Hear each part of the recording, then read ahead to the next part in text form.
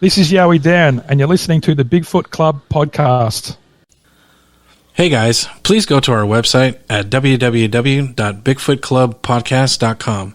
Check out our merch and all episodes. Also, please look for our social media at Twitter, Facebook, Instagram at Bigfoot Club 1. That's Bigfoot Club number 1. Also, check out Matt Knapp's Bigfoot Crossroads on YouTube.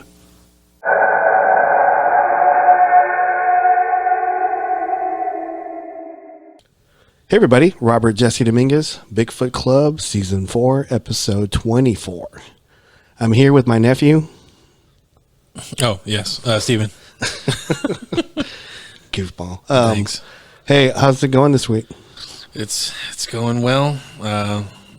Everybody's on the path of getting better and healthy, and no more sickness. I think I'm done with sickness and hospitals this year. I think I'm good. You and me both, man. Yeah, so, especially you. Yeah, you need to. You just need to. We all need to be healthy, I guess. So Blair had like a procedure today, right? So is she doing okay? Yeah. She had a colonoscopy. Okay. And she's So let's just say that I'm very glad that we did it because caught some stuff. But she's fine. Okay. Everything's fine. The boys are okay? Boys are okay. The boys are still goofy. Yeah. So. All right. Well, I'm super excited today. Today we have in our midst, I'm hoping I pronounce his name right because I always butcher names, Attila Kaldy from Australia. Attila, welcome to the club. Thank you so much for having me, gents. And yes, you did pronounce my name right. All right. Yes. All right. Hey. So I usually that's like my shtick. I usually like butcher names all the time, and yeah. So no, that's okay. Well, mine's not exactly a conventional English name. So what's the background for your name? I mean, I'm just curious. It's actually Hungarian. So I actually have a Hungarian heritage. Okay. My parents came out to Australia in the late 60s. And, I was hatched in Australia, and I did spend some time in Europe, probably about 6 years of my life in Europe, during the communist regime. It was quite interesting, especially coming from a capitalist country. And then obviously post-communist Hungary as well, so I spent some years over there too. So I got to see both sides of the spectrum there. So wow, it was interesting times. Yeah, because I'm on like right now we're on a big run where we've already interviewed Sarah Bignall, John Kershaw, Gary Lynn, Yowie Dan last week, and now we're interviewing Attila Kaldy. So we're on a pretty good run right now. Yeah, we are. I mean that's it's just Australian month, I guess. And like we were, why not? We were giving Gary Lynn a hard time. We were telling him he looked like Jason Momoa. And then we were telling John Kershaw if he knew like the Hemsworths. We were asking him the Hemsworth. And then Yowie Dan, we were just Yeah, and then we can't help try to, at least me, like after we're finished with an episode, I'll talk to my wife, and the Australian accent comes out, and then I'm all like, what am I doing? She'll be like, what are you doing? Nice. Stop. Yeah. I go, I can't help it. It's just the accent's so cool. What we got to do is spend 6 months here, mate, and they won't recognise when you go home. Yeah. I kind of like, see, it'll slip out. Like I'm like, oh yeah, we're watching Bluey, and just it'll come out I can't control it. It's weird. Attila, I was just going to tell you, a couple years ago, a friend of mine on Facebook knew that I was into Bigfoot, and he shot me over your track, Search for Australian Bigfoot documentary. Mm-hmm. And I've always, like I was telling you off show, I've always been interested in Yowies. And I just love, like, they have like weird stories over there as opposed to to the States. And I, some of the stories I've heard, I've been, something that you would never hear like in like the States here. So I watched it, and I really loved the way you shot it. And like, if I were to shoot a documentary, I would have shot it the way I go, man, I loved your angles. I loved, just the way it was like its flow. It was just very, very good show. And if someone didn't like Yowies when they watched that documentary, they probably like Yowies then. or interested in yowies after that. So, Thanks so much. Look, the track that Search Australia's Bigfoot was an interesting little project, and I really wanted to sort of build that topic more of on an introductory level, because not many people around the world, and funny enough, because the amount of feedback I got was just really, really good. And people were saying, well, we didn't even know that Australia had such rainforests, mountainous regions, all that fun stuff. So it was kind of more of an introductory level on the yowies of Australian Bigfoot, and obviously looking at it from an investigative point. And look, it was quite an interesting journey, because some of the things that we encountered, I never thought in a million years that we would encounter that. And largely thanks to Yowie Dan, because he basically was the driver of the story there, and some of the places that he took us over to Marramara National Park, which is sort of north part of Sydney near the Hawkesbury up there. That's where we encountered probably the crux of all the activity. And this was pre-fire, so this is pre-black summer of 2019 and 2020. Mm-hmm. And some of the structures and things that we encountered there, I had never in my life seen such structures. I mean, okay, you see the tree breaks and everything else, which I think it's very similar to what you guys have over in North America. Mm-hmm. But the magnitude and the size of these trees, like the one that I actually created a poster on, this massive tree just sitting on another one just wedged there. And not only that, there was another one that was pulled out that acted like a seesaw, and this thing was ripped out of its roots. And we tried to look for where this tree was actually ripped out, and we couldn't find it. So whatever it was, and whatever this thing did, it must have either taken out a tree that was fallen out and carried it over there, or ripped it out from somewhere else and carried it over there and just stuck it there as a marker.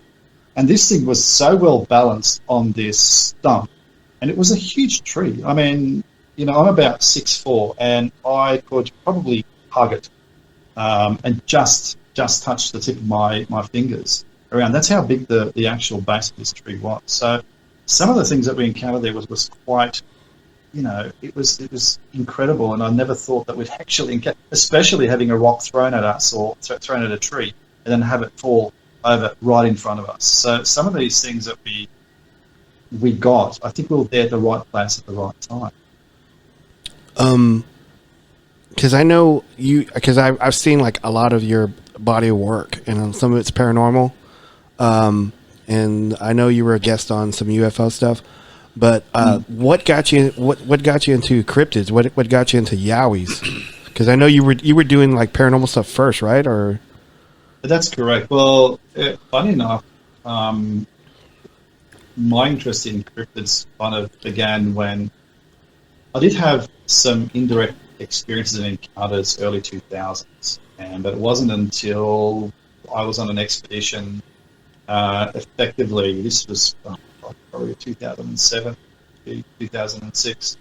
I was with a small team of investigators up in an isolated region of the mountains.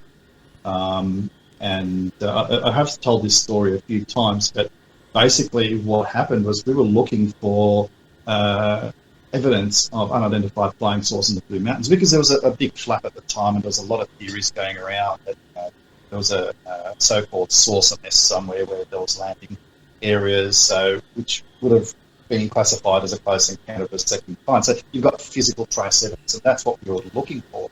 But we managed to find this beautifully high spot which overlooked this massive, vast valley wilderness. And we did experience some interesting phenomena there, but one night when we were actually perched on the edge of this cliff, we had this big rock thrown at us, and it almost hit one of the team members. And it came from nowhere. There was no overhangs, no nothing, so we were at the highest point. So whatever it was actually threw this sort of decent boulder at us and almost hit one of the crew members.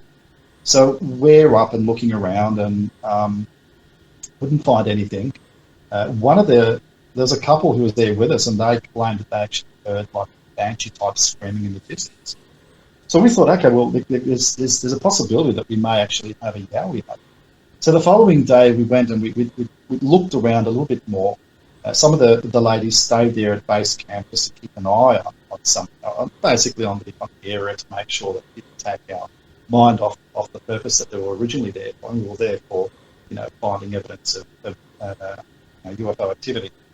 So as we ventured into the wilderness, we got a radio call back from the ladies, and they said that there was a rock thrown at them from beneath them. Now you have to understand that the rock that they were sitting on was actually an outcrop, and there was a 20 to maybe even 30 metre vertical drop. So whatever it was threw a rock 20, 30 metres, maybe even more, up high enough to actually almost hit these people. So when we went back to base camp, we spent, and we decided that, okay, this is 5 o'clock in September, so it's early spring. It was getting dark. We decided to pack up our tents and get out of it, and that's what we did. So we were basically floundering our way through the ferns and everything else because it's a rainforest. And then all of a sudden, something started pacing us and started walking from between the trees and the scrubs there. And these things were smashing the trees. They were hitting the trees. It sounded like a bulldozer going through the in between the trees. It was basically leveling everything out. Not that we saw trees and things fall over, but just the sheer force of the movement of these things that were going through the trees and the wilderness and the scrub and everything else. And we were frightened as anything because we thought, this is it. We can't. I mean, the path was so narrow and overgrown that there was nowhere to run.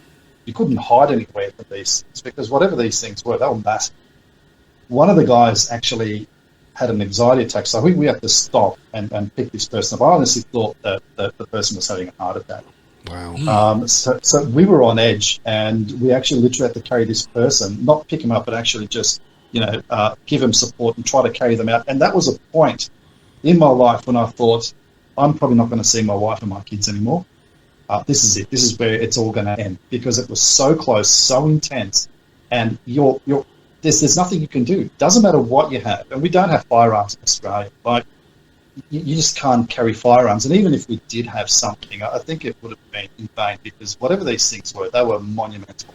To be able to create such force and such movement, you could feel it under your feet. It had to be of significant size. So when we actually got out onto a clearer trail, these things then backed off.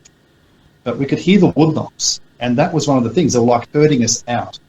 And it was quite intimidating, and that stirred my interest. And it wasn't until later where a good friend of mine, Don Mears, actually did a series called... Don Mears is a friend who actually did the Australian Spy series. Mm. But he did something that was called the Spirit Level. And a few of us went out and went out to this particular location, although we didn't venture quite as far in. We stayed not far from the car park, and it's a 20-kilometre dirt road. And when you get to the end, there's basically an area where you park your car. There's a little barbecue area there and some toilets, which recently the National Park years ago. And we were hanging out there, and we actually got a call and response that there was something whooping back to us. And there was stones thrown and everything else, and that really just brought back those memories, and I thought, I've got to do something. And that's where my interest started. And I actually did film a very short doco, which is part of it's called Paranormal Investigators Uncut, or PI Uncut. And I've actually put some of the previous experiences that I had back in 2013 when I started filming or making inquiries into the Yowie phenomena here in Australia in the Blue Mountains. So you were doing UFO stuff. That's where you met Yowie Dan, right? And well, that's right, and that was probably in the early 2000s. But Dan actually, when we met up, when I was planning Track Search for Australia's Bigfoot, and I approached Dan, and we met up at a small pub up here, the Crossroads at Southwest Sydney. And Dan actually said, well, you probably don't remember me, but I actually used to go to the meetings that you used to hold. I said, oh, wow, okay, that was a long time ago. So, yeah, Dan was, that's where I actually met Dan. So, yeah, it was quite a while ago. Did you know he had Yowie experiences, or did y'all talk about that, or? We did. But see, when I was doing research into doing this documentary, and I bumped into Yowie Dan's portfolio and looked at his videos and everything else, I knew that that this fellow actually had his fair share of experiences. And then when I met up with him, he actually showed me some more videos, some images of the evidence that accumulated over the years of investigation. Tracking the search for Australians Bigfoot. It was a really, really good show. I mean, I'm not just saying it because you're on the show, but I don't watch a lot of documentaries anymore. I just don't do it. I just because I've met a lot of people in North America, and I've talked to a lot of people, and people ask me, and people send me like stuff all the time. Have you seen the show? Yeah, I talked to that guy. I already know him. Yeah, I don't watch a lot. So, but whenever I watched yours, because like I said, I've always been intrigued with Yowies and Yowie stories, and I just thought it was a really, really, well done documentary. And Stephen, what did you think of it? Yeah, I mean, you got me to watch it. I think it was last week. I think, and I was really intrigued of like how you said how he shot it. It was definitely like, just like there's like I think there's some scenes too where like it's obviously reenactment. There's no way Attila would have been like, "Hey Bigfoot, can you put your hand by the tree real quick?" Like it actually looked real. Yeah. Like the way he just did the fingering, like not the fingering, but like his fingers on the tree, and it was just the way it was shot. It was great. Now, I will say this though, what really caught me, and I told Robert this too off show, is that it's obviously Sasquatch or Bigfoot, Yowies, whatever. They're different in every region, but it's like they still communicate the same way with tree branch, like the way they were doing like the structures and all that stuff. So I thought that was really interesting, and then it makes me wonder, like, I'm pretty sure the Yetis do that too, skunk apes. But yeah, no, it was almost and all that stuff. So yeah, it's and then looking at the wilderness where they were at, it just looks it looks complete. If I was there and you're gonna bring me out there, I would have a really hard time being. And I'm freaking Yowie Dan does it in thongs, the flip flops, and I'm all like, why? Like there's snakes out there, there's spiders, huge spiders. Yeah, no, that's just not for me. I'm gonna be wearing steel toe boots. And well, look, I mean, all things considered, okay, we do have some venomous spiders here. Some of our largest spiders, like huntsmen and things like that, we do have what's known as a barking spider, which is, for lack of a better word, it's almost like a tarantula. But you don't meet them very often. I think more so, snakes you'll get, brown snakes and black snakes, but at the end of the day, if you make enough noise, they don't like hanging. So they will move away. We don't have we do apparently have wild cats here because there have been panther sightings here. So we have those, but I think there has been one report of a panther attack many years ago, but apart from that, guys, we don't have bears, we don't have wolves, we've got dingoes, we've got wild dogs, which you've got to be careful of. And the occasional larger kangaroo, especially if it's mating season, you've got to be very careful. But really, yeah, it's not as dangerous as some people make it out to be. If you know where you're going in the right place, if you're with somebody that don't know what to look for, they know how to be careful in the struggling bush. If you get used to it, then it's second nature. I've been out in the bush with Dan, and I've been out there for many, many years. In fact, I've been hiking out, especially up in the Blue Mountains, for over 20 years now. And yeah, I've bumped into snakes before, but I've never been bitten by a snake. I've never. Knock on wood. Let's knock on wood. Knock on wood on that. So yeah. But yeah, I was just gonna say it's a beautiful country, man. Yeah, it is. The Blue Mountains. It looks beautiful. I mean, Yowie Dan was sending me I think he sent me 50 pictures. He texted me 50 pictures, and they were all beautiful. And I go, oh my god, I got to go to Australia. So I'm actually really intrigued about the Blue Mountain. I feel like that's a beacon of all weird things there. I think I don't doubt it. It's definitely. I think every paranormal stuff or something like that, UFOs and Yowies and Bigfoots, all that. There's all some type of marker on the earth that is just it has so much energy. Probably the people trying to cross the Blue Mountains too in the early years, probably, some people passed and their spirit and energy's there. So I don't know. So it's definitely I say it's a hot spot because every like when I was doing research on like reports and all that stuff, UFOs and all that, it's always mentioning like the Blue Mountains. Yeah, and I'm like, wow, that's interesting. Well, there was a series that I filmed called Paranormal Investigators Phasmophobia. And phasmophobia, as we all know, is a fear of ghosts. If I remember correctly, I think it was the third and fourth episode that we filmed was probably the most active and the most intense, I guess. When I say paranormal, I'm talking about ghostly activity that we ever had. And one of the guys actually got affected there and taken over by a spirit. That's up in the Blue Mountains. And it was, I was on another podcast, and we referred to that as the Australian Skinwalker Range. And that is on the fringes, of the national parks out here. I mean, it's mostly gone now because it's got so dilapidated that the ceiling started caving. There's a lot of asbestos there, so it's pretty much history, that place. So there's basically it's gone from a certain perspective, but.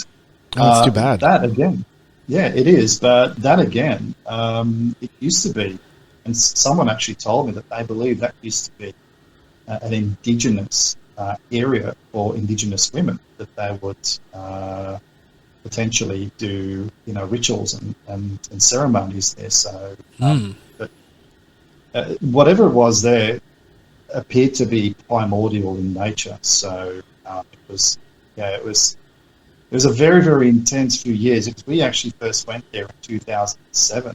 Just went to this place. And, we knew the person who owned it, so we had no issues going there.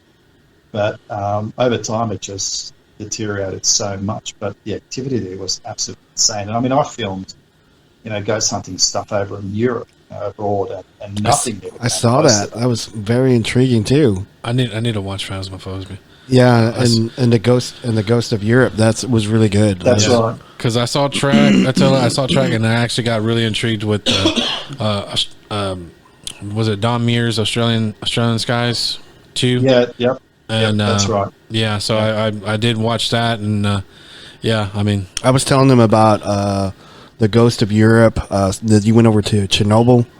And that just looked amazing. I go, oh my God, that's like it's like a bucket list I'd like to go to. So yeah, just going over there. Yeah. Cause I didn't know anything about Chernobyl until the HBO show came out, the Chernobyl Diaries. And I didn't realize, I think you told me about it when I was a kid, and I was like, oh, okay. Yeah. Well, it didn't really intrigue me, but I didn't realize how dangerous that whole thing was. And I was like 15 when that came out, so it's pretty scary. If that wasn't taken care of, I didn't realize how much of everybody was going to be in danger over there. Yeah. Absolutely. Go ahead. I'm sorry. Sorry, what I was saying is back in 2017 when we were going over there, the Russians had already mobilized their troops close to the Ukraine border. So we were prepared for anything to happen back then. And we already had contingency plans in place in case an invasion did happen. And this was not far. This is like 2013 or 2014 when they had the civil war over there, the unrest. And we actually saw the aftermath of that in Kiev, which is the capital of Ukraine. And now seeing the war over there and some of these places that we went to, it's quite likely that they may not be there anymore because of the atrocities that are being created over in the way the country is being treated by the invaders. So it's I'd say a large portion of that now, where we went in some of these small settlements, which actually didn't make the cut, but we actually did go to some of these small settlements, may not be there, or if they are, they may be just completely annihilated. Yeah, I was watching some of the uncut stuff, and I was watching when y'all were going to the river, and it was like these huge catfish. They were like massive. Size of sharks, basically, those things. They were huge. When we saw them, it was unbelievable. And because no one's touching them, no one's fishing them because the water is, it's contaminated with radiation. these things are just left to live on their own, to their own devices, and they just grow like crazy. Yeah, that was super crazy, and oh man, I mean, Catfish. yeah, I mean, it looked like you. I mean, I could tell you were excited to be there, and at the same time, you know, you had some trepidation, you know, with the government and stuff like that. So, man, you know, you're living the life doing that. I mean, I wish I could go do that, but man, I'm envious of you. I would just say that. Oh, look, I appreciate it. I think that for me, it was a journey, because I know that my background with my family is from Hungary. You know, they had their own experiences, you know, and I heard these stories, and I also personally have had my own paranormal experiences in Hungary. And for me, it was basically just going back and retracing some of these roots that, that also some of these experiences that I had, and going to some places where I thought, okay, well, it would be quite interesting to go here and to see, you know, and see what's going on, and especially where you have abandoned places like Chernobyl, and even the surrounding area, because there's what's known as an exclusion zone, and it's quite large. So it is outside of Chernobyl. And that exclusion zone encompasses Pripyat, which is the workers' village, which most of the filming went on. But also the exclusion zone where all these buildings have been left abandoned. And I mean, we actually pulled up into this little town, actually not town, it was a little village where this abandoned school was. And there was only one light on in that little settlement. There's one light. Wow. And that light was an old television set that this guy who refused to leave, and he was running it off a generator, and he was watching this old, I think it was a black and white TV as well. I'm trying to think. I think that we all looked at it. What the hell? I mean, you know, this is something from a movie, and there was only one person that was living in that little settlement. So that's why we explored this creepy school that was it was just another. He wasn't on a whole level. He wasn't sick or anything like that. I don't know, because we didn't actually go up to him. It was actually getting dark by the time we got to this. Got to this little town, this little village. So, and yeah, he was just in there. We could see clearly, like he was just sitting in this old couch, just watching TV, and that was it. He had a Jenny running back. I don't think that place actually had power, because otherwise, running that plant, generator, watching TV. So. Yeah, it's just another world. You get to see another aspect of the world, and when you're making inquiries, especially off the left field, because this is a niche genre, it's not for everybody. But over in Europe, you have to understand, especially in Eastern Europe, people don't go like so-called ghost hunting or investigate paranormal. If there's only a handful of people, and they only do it out of interest. But the interesting thing is that if I rewind back in 2015, I actually filmed a documentary called Desolate, and my daughter and a good friend of mine went there, and we actually just went cruising across Hungary, and we went into these abandoned places. And what I did is I actually included those segments in PI Uncut, or Paranormal Investigators Uncut, and we went to castles. We actually got locked in a castle for about 4 or 5 hours, because we went up to the castle captain, and I said, mate, you know, we're from Australia, we're filming a doco. Would it be okay if we, you know, some filming here? And I said, look, you know, what I'll do is I'll come back and I'll do a promo video for you. And he was really happy with it. He said, yeah, no worries. I said, we shut at 7 o'clock. You guys can go in. We'll lock the gates and we'll come and see you at 11 o'clock. And yeah, we had the whole castle and the whole area there to ourselves. There's nobody else there. So, you know, these were opportunities that otherwise wouldn't have in Australia, you know, and at nearly every single place that we went to, there was something that was going on. And it's just incredible. And people just don't like talking about it, because they believe that they may invoke, you know, these spirits or invoke these energies into their own place. And it's a lot of people just completely avoid the topic altogether. Do you get like any kind of attachments whenever you were in Europe and Chernobyl and these castles? No, not really. I don't recall ever having. I have been affected by energies, and that mainly happens here in Australia. But no, not really. It's, you know, I see the world through the lens. That's how I see it. So, from a certain point of view, I feel protected that way.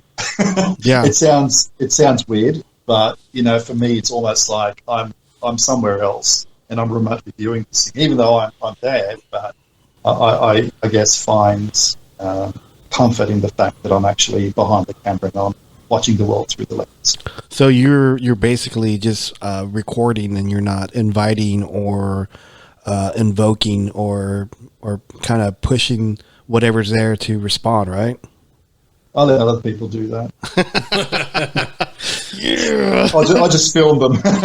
That's my job. That's awesome. I mean, because like now, I mean, I have another buddy named Matt Knapp, and he does Bigfoot Crossroads, and he and we kind of grew up together doing Bigfoot research, and now we're doing podcasts, and he's always talking about Bigfoot researching and stuff. I said, dude, we don't do that no more. We're cryptid sports entertainers. So I mean, we report on people who do it now because we've done it.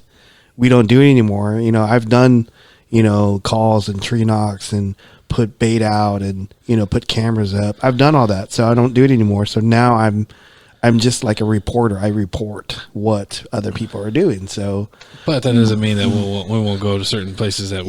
If someone asks me for help, I'll go help them. But other than that, we're cryptid sports entertainers. But hey, it's good to talk about. Yeah.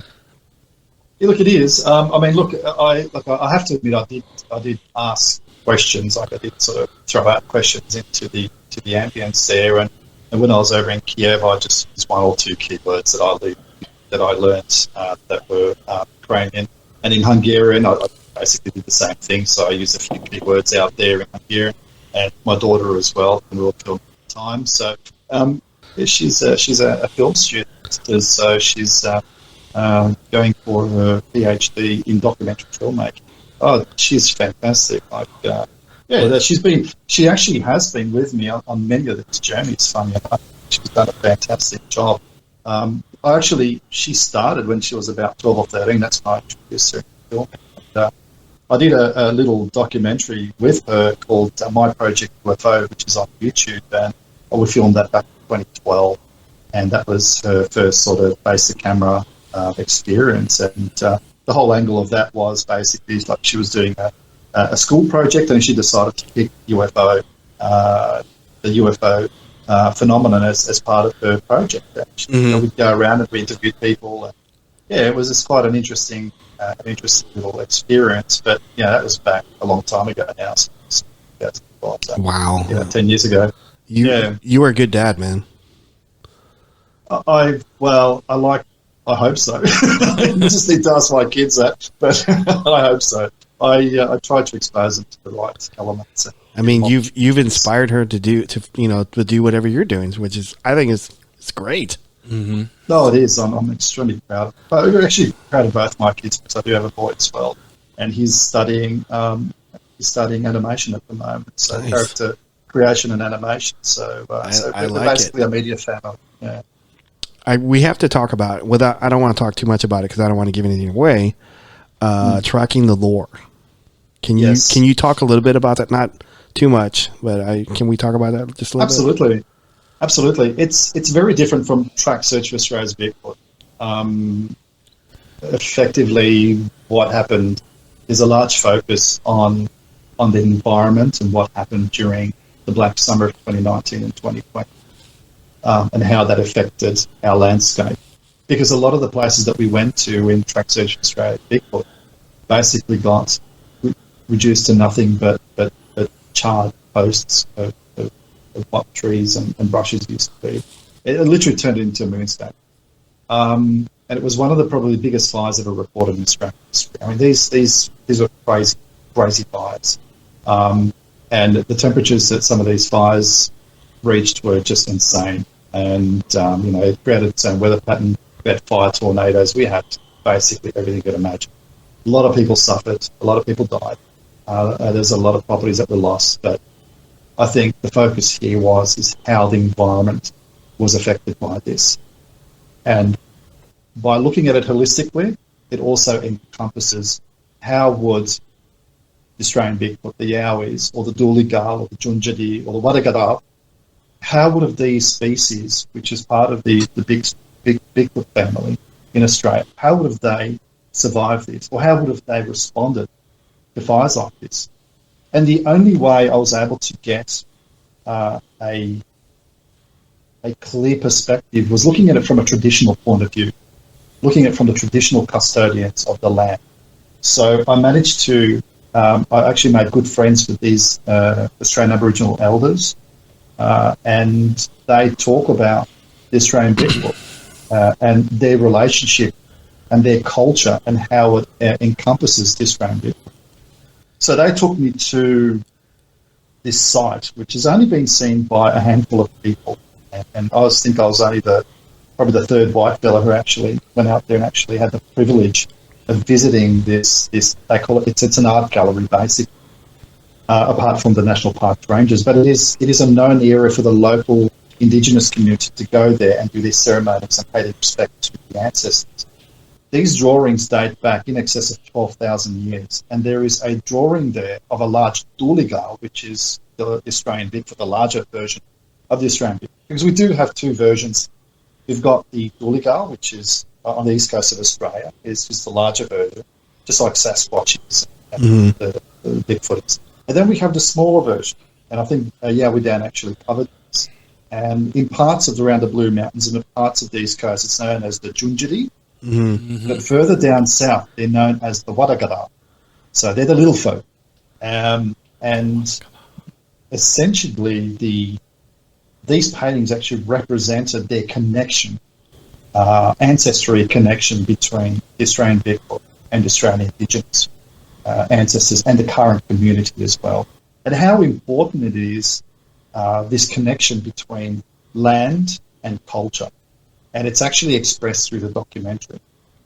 So there's a valuable element to this documentary that doesn't just focus largely on, or doesn't completely focus on the Australian Bigfoot, but it also focuses on the Indigenous and how we can prevent fires like this and what actually happened to the land.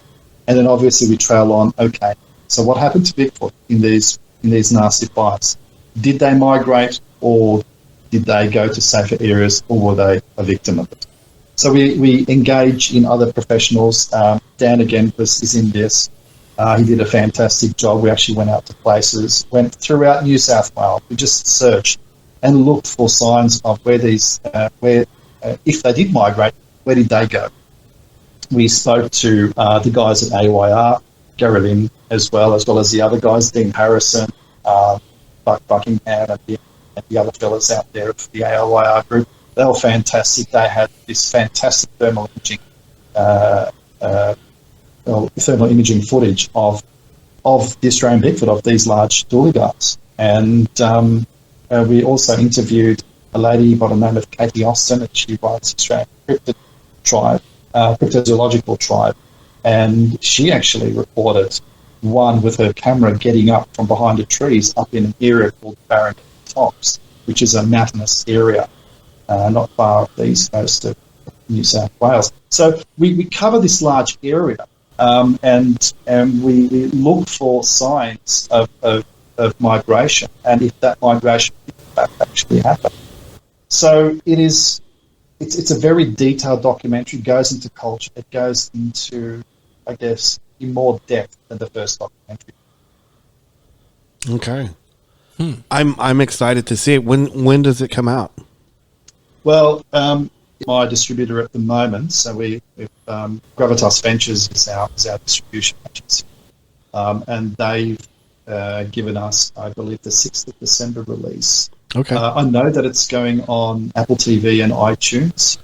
They're working on other platforms at this point in time, but we will notify everybody through the Facebook page and the website as soon as we find out other platforms. So, yeah, let me know whenever exactly it's going to come out, and I'll post it on our page. I'll talk about it on our podcast, or if you want to come back on and talk about it again, I would love it. So happy to do so. Yeah, no problems. So yeah, I'm really excited about this one. I just want to ask a question. Is our buddy John Kershaw on this one? He is, yes. Okay. He is, because the documentary towards the end does take a turn.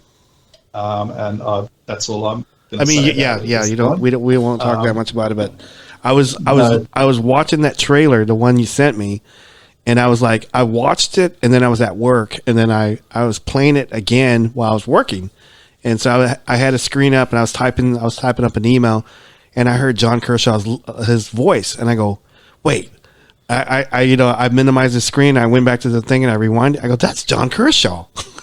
so I did a screenshot and I sent it to Steven and I go, look, John's going to be in this documentary. So absolutely, like, handsome lad. Yeah. So look, John's a great guy. His experience is fascinating, and we've also got another. Well. There's also another report that goes in after John's as well that has strong relations to his. In fact, it correlates his report down to a T because the report actually comes from within close proximity from where John had his experience. Right. Well, I mean, I whenever we interviewed him, I think we talked for like almost 4 hours. But we were just talking, and I go, so right now I think I text him or I message him like every other day, and we just constantly talk. So I know he bought a what's it a drone, and he was telling me about it, and then I bought one, and so I was showing him like mine, and we were comparing notes on it and stuff like that.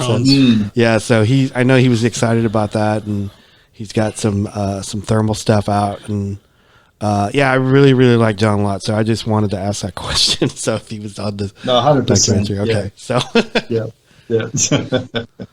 So John's a great fella. I mean, he's also from an Indigenous background as well. But I actually mentioned that. But his experiences is quite fascinating, and it just had to go in to the end of the documentary film.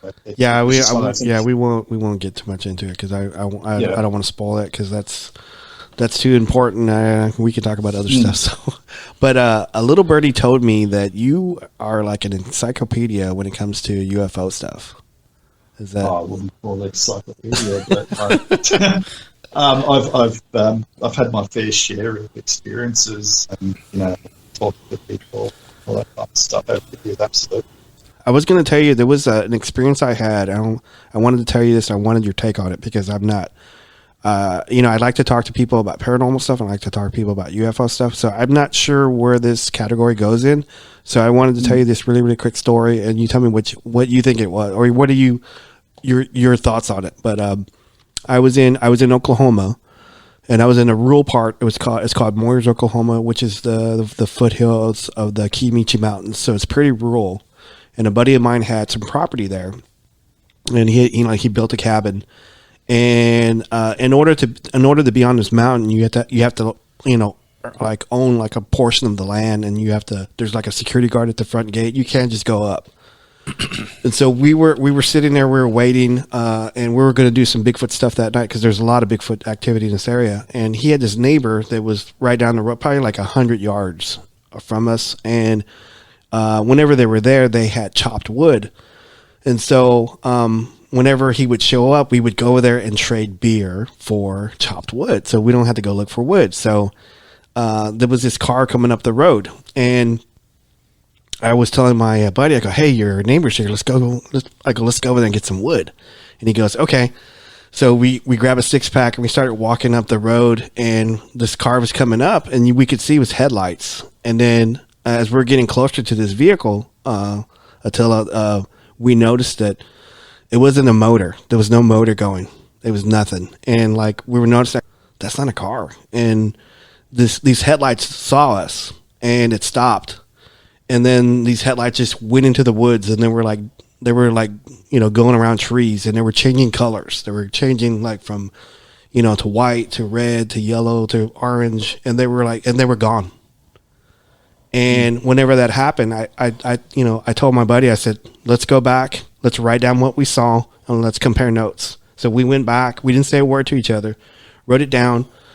and then compare notes. And then we agreed that we both saw the same thing. So, I mean, I don't know if that was paranormal, if that was UFO. I have no idea. And whenever we're in the woods doing Bigfoot stuff, we always run into something weird like that. I just wanted to get your take on that. It's funny you should mention that because,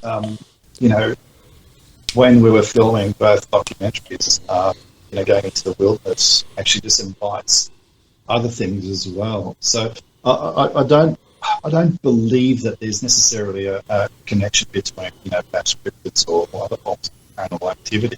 Although I could be wrong, but you just happen to be in the right place at the right time that things are just happening. It sounds like very similar to what we call here in Australia the Min light. Don Mears actually did a really good documentary called Search for the Min. So if you guys go to Tubi TV, it's actually on there, or if you've got Discovery Plus, it's on there. And I was involved in the making of that as well. I was the DOP out at Julia, out filming. And there's been a number of occasions where people have been followed by, these mysterious or elusive lights, and they'll either tailgate you or go through your car. Very similar to ball lightning, but obviously it doesn't have that effect that it burns everything that it sort of touches or goes through walls. But no, Australia does have a long history of the Min light, and we actually went out to the Min Creek, where this whole mystery, the colonial story began, but Indigenous people will tell you that these so-called Min lights actually date back before European settlement here in Australia. As to what they are, we don't know. There's some kind of nocturnal lights, or are they paranormal? It's hard to actually point your finger and say, well, it's definitively this or definitively that. There could be many different explanations, but until you have some form of evidence laid out in front of you that's irrefutable, it's really hard to say as to what they are. It's just something of nature that we don't understand yet, I believe. But there are atmospheric phenomena that's created through temperature inversion and refraction of light. We've actually had first-hand encounter of that when we were filming. But there is another more inexplicable version of that, which you can't explain away with, with atmospheric conditions. Interesting.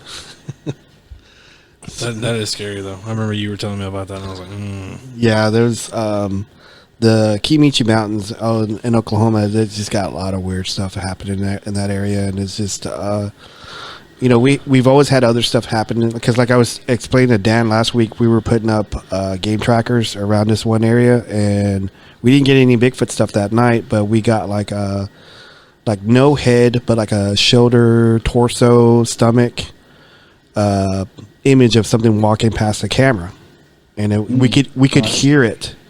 We could hear it walking, and we had thought it was a Bigfoot, but we couldn't see nothing over there. We put our night vision up, and we didn't see anything. So we went back the next day, and we looked at the camera. We pulled out the SD card, started looking through it, and it was just like a body torso just walking through that area, and it wasn't a Bigfoot. I don't know. I've always said, Bigfoots have to die, and apparently they should have spirits. They're flesh and blood. So absolutely. Look, and just on that note, when I was interviewing one of the elders, and he actually does mention that the Dooligal here out in their region, they will still remain as because they were known as the guardians of the land. They looked after they kept the balance of the ecosystem. And he does mention in the documentary that whether they're alive or not, they still remain as guardians of the land. So just as we have human spirits appearing in front of people, and we also have animal spirits, it's, undoubtedly we would have spirits from these people, these forest folk as well, without question. I was going to ask you. I didn't ask anybody from Australia, so I'm going to ask you. Okay. So I'm a bit nervous. what's your take on the thylacine or because there's reports I watch a lot of reports that people are getting like game cam shots of the backsides of it or of the thylacine. What's your take on that? Look, considering how vast Australia is and the amount of untraced terrain, where people haven't actually been yet. I mean, there's some really rugged and tough wilderness out there that people get lost in and never come back again. Mm-hmm. There's so much isolation here that it's not fun. And I honestly believe that more of Australia hasn't been discovered than has been.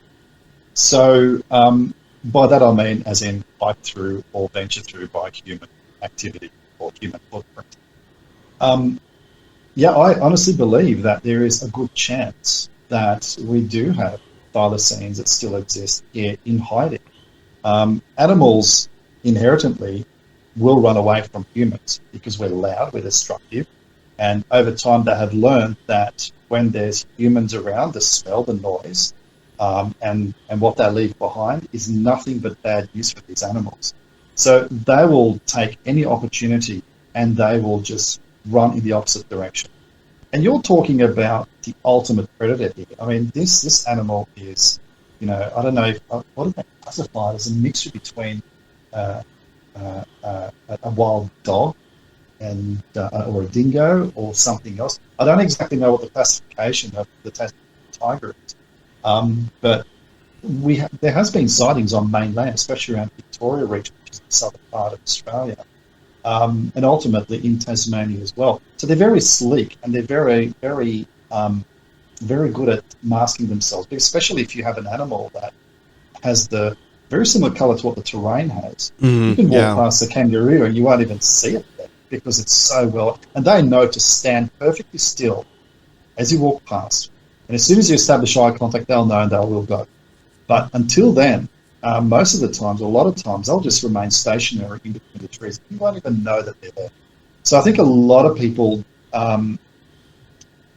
take a more cynical approach as to, because we haven't seen any since the last one that was held captive in the 1930s, then they must be wiped out. There's none of them are around. But I disagree with that because there has been, on numerous occasions, we've actually discovered certain mammal species that we thought were extinct, but all of a sudden, hang on, they've appeared on this island or they've appeared on mainland here. So we're continuously finding species that we thought were once extinct that all of a sudden have appeared. The only thing is that they've gone into isolation. And because we're all expanding, we're cutting down forests and areas where, these habitats are now being, threatened. We're bumping, these animals are essentially going into different areas, or they're migrating into different areas trying to find different homes. And lo and behold, they're going into areas that they're probably not even used to. They're still trying to find their ground, their home. And this is where the opportunity comes in for conservationists or even national park rangers or people who study the environment to actually spot these animals. So I do believe that there are animals out there that we once thought were extinct but are still alive. Because I don't know why I didn't ask anybody. I didn't ask Sarah or John or Gary Lynn or anybody else that question. I don't know. I guess I was just so enthralled with Yowies and stuff. I don't know. So, but I was going to ask you for a huge favor. Mm-hmm. Can you do a soundbite for me? A what? A soundbite. Can you say, "Hi, this is Attila Kaldy, and you're listening to the Bigfoot Club podcast"? Okay, I can do that. Tell me when. Whenever you're ready. Okay. Hi, my name is Attila Kaldy, and you're listening to the Bigfoot Club podcast. One take. These Australians, man, they don't mess around. They don't. Everybody has done one take. Like if me and Robert do something, we have to practice and we're like, hey, you're listening to the Bigfoot big. Oh, don't worry. Yeah. Hey, look, when I was interviewed for Tracking the Law, the amount it takes, it's different when you're doing it for your own self, because you're just so critical of yourself that you don't feel relaxed. You feel, okay, well, what am I saying? Am I saying this properly? you're outside of your comfort zone. So I have problems actually, being interviewed for my own content, let alone something else. But I guess because I feel comfortable now, I'm able to say it properly, I guess. Yeah, so far, like John Kershaw, Gary Lynn, Yowie Dan, and now Attila Kaldy did it all in one take. All in one take. And we gotta. I just realized when we say soundbite, they're like, "What?" Yeah, and then we have to explain. So y'all did it in one take, except for Sarah Bignall. I think she didn't want. She goes, "I'll just record it and send it to you." Like, okay, so poor Sarah. But I want to shout her out, Sarah Bignall with Yowie Central Podcast. She is the mastermind for all this setup for interviewing you and Gary Lynn and Yowie Dan and John Kershaw. So she is the greatest. I love her so much. She's such a great person. I'm actually going to be a guest on her show, so I'm pretty excited. I've reached big time now, so I've made it to Yowie Central Podcast. So I haven't done it yet, but she's lining me up, so I'm pretty excited about that. We're reaching up the stars, man. Yeah. I was going to ask you, Attila, how does someone find you on the internet, or how does someone find your shows, your documentaries? Do you like people reaching out to you or no? Well, generally, I'm not a researcher, so right. I'm a filmmaker. So if anyone has any research-related questions, probably best to talk to AYR or Yowie Dan. Gotcha. When it comes to that, my content can we actually have a Facebook page, which is the Paranormal Investigator Series. Facebook page, so we have updates on that on a reasonably regular basis. As soon as I get information, I can update it. But we do have a website, which is paranormalinvestigators.tv, and you can basically, if you access that, you can see where you can. If you want to watch something in particular, just click onto the thumbnails of the main page, and it'll take you to the dedicated page for that particular topic or that particular show, and then we'll tell you where you can access it. So yeah.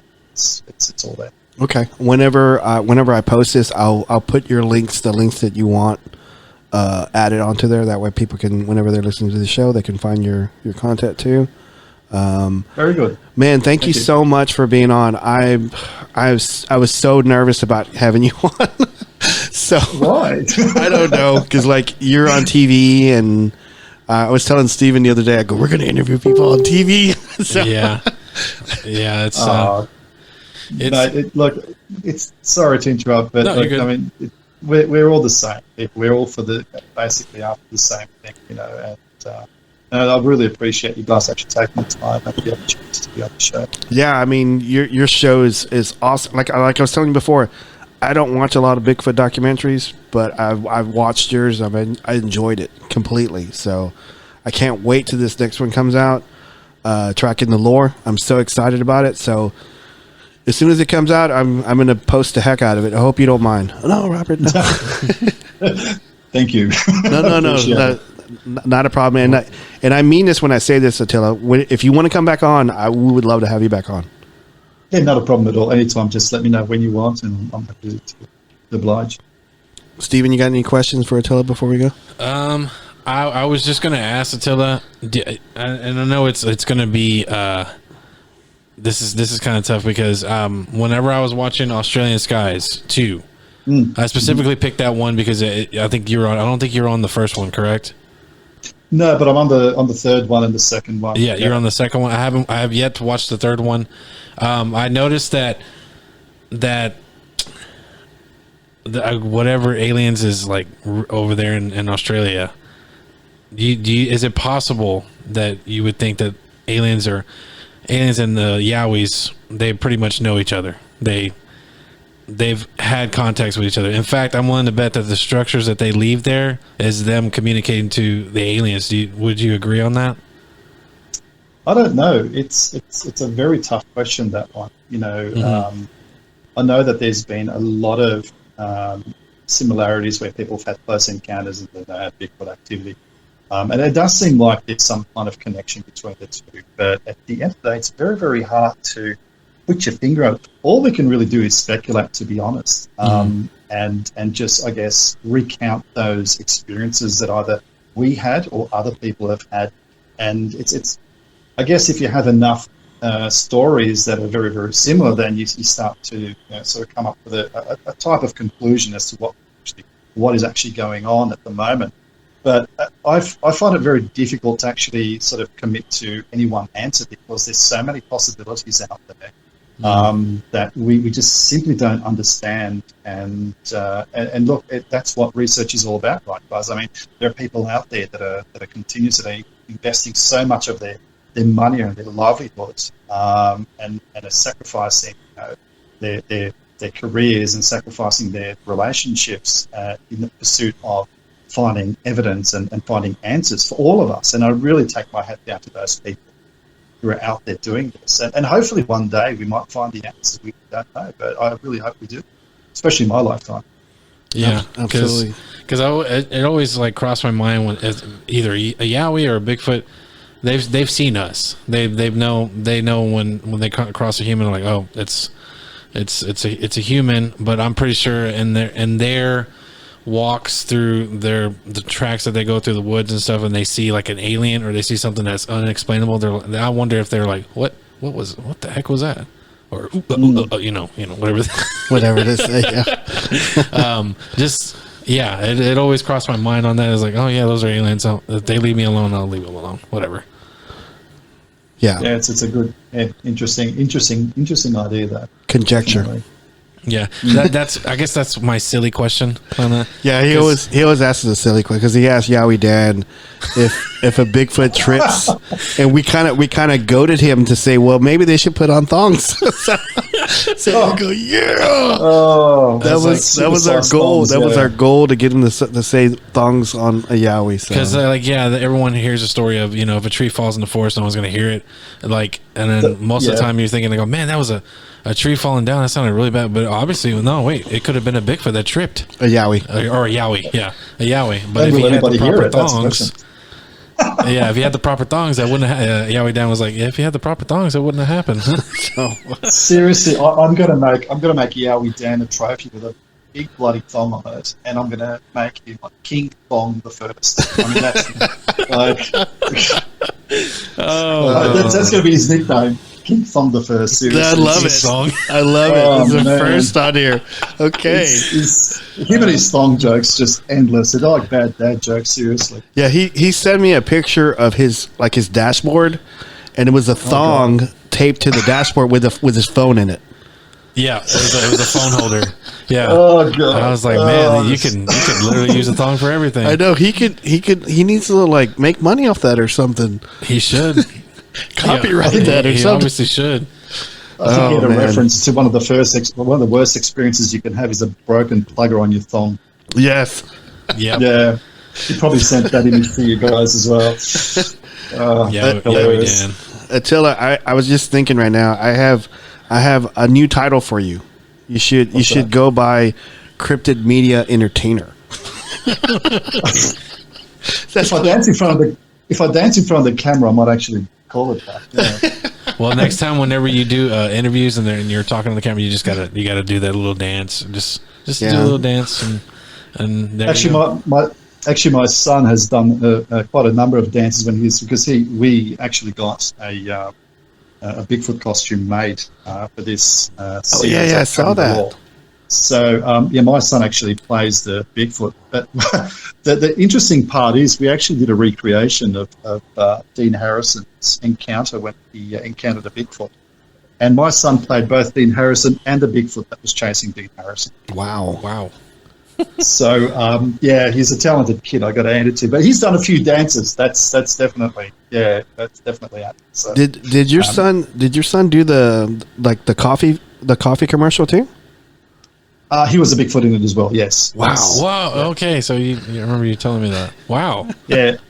We did that in a record time. I think we shot that in about 2.5 hours, that whole thing. It was a record time. It was like, guys, we're running out of light. Let's just pace it. Let's go, do it. And the guys did a fantastic job, seriously.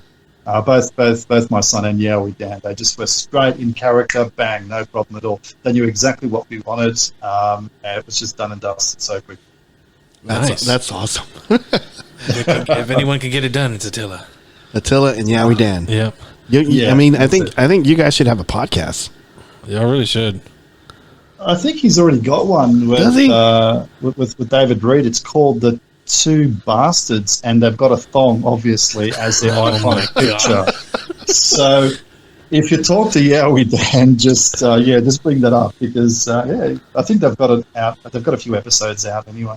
Spotify. So Okay, I will check it out. He didn't tell me that, man. No, he didn't say anything about a podcast. I don't think they've done anything for a little while because of health-related reasons. But, Okay. Yeah. But I've been nagging him to keep going. That's for sure. Well, thank you for coming on, man. I really, really appreciate it. I am humbled to have you on, and you're welcome to come back. Thank you so much, Attila. Please come back. Thank you so much, gents, for having me. I really appreciate it. Alrighty, man. Will you have a good rest of your day? What's it like? It's what, 2:00 there now, or what? Yeah, well, we're heading out into the bush, so yeah. Okay.